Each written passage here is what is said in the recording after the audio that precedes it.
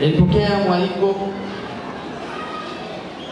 siku chache sana ya kuja kuhudhuria shughuli hii, na nilikuwa na safari, lakini kwa heshima yetu na kwa maelekezo ya Daktari Samia Suluhu Hassan juu ya shughuli za kidini, inapotokea mialiko tuahirishe shughuli zote, tuhakikishe tunakuja kushiriki na nyinyi.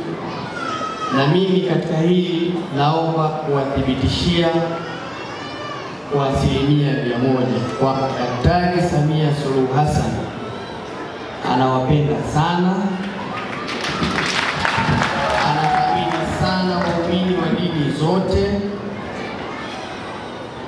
na ametupa maelekezo mahususi kabisa kwamba tuhakikishe nyinyi viongozi wa dini pamoja na waumini tunakuwa na nyinyi jirani sana, tunatatua changamoto zenu zote ambazo ziko ndani ya uwezo wetu, na zile ambazo ziko juu ya uwezo wetu tuzipeleke haraka sana au tuzitatua yeye mwenyewe. Anawapenda sana, naomba kuwathibitishia juu ya jambo hilo. Lakini pia naomba kuwathibitishia kuwa mimi binafsi nawapenda sana, bila kusahau naomba kuwathibitishia kuwa Chama cha Mapinduzi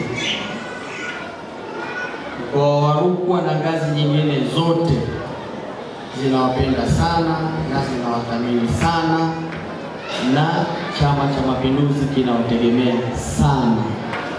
Baba Askofu Mkuu, mimi niliambiwa pale wakati nakuja kwamba kwenye kanisa hili wanaita tu askofu mkuu, lakini mimi nafsi yangu inanisuta kabisa. Kwa heshima yangu binafsi naona bora nitangulize neno hilo hilo tu kwa lengo la kukupa heshima iliyokuwa kubwa. Baba Askofu Mkuu, tunakuomba sana usiache kuendelea kutuombea dua. Tunakuomba sana katika maombi yako yote uombee sana Daktari Samia Suluhu Hassan.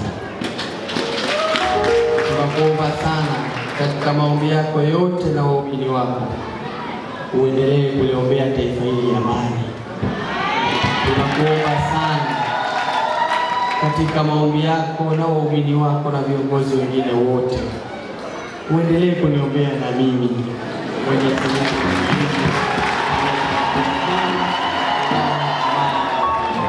Asante sana kwa kunisikiliza, na Mungu awabariki.